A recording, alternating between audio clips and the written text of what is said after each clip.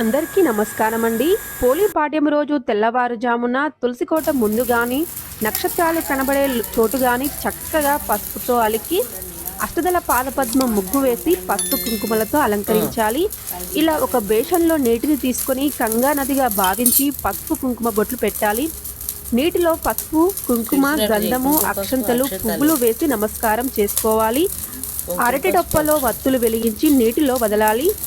అరటి డొప్ప దొరకకపోతే ఇలా కొబ్బరి చిప్పను తీసుకుని దానికి కూడా పసుపు కుంకుమ బొట్లు పెట్టి 33 వత్తుల దీపాన్ని పెట్టి ఏకహారతి కానీ అగరవత్తి కానీ వెలిగించి దీపానికి కూడా పసుపు, కుంకుమ, గంధము, పువ్వులు సమర్పించి నైవేద్యం సమర్పించి ఆరతి ఇచ్చి నీటిలో ఈ దీపాన్ని వదలాలి. ఇలా దీపాన్ని వదిలితే కార్తీక మాసం మొత్తం పూజ చేసిన ఫలితం కలుగుతుంది. మరిన్ని వీడియోస్ కోసం మన ఛానల్ని సబ్స్క్రైబ్ చేయండి. Thank you for watching.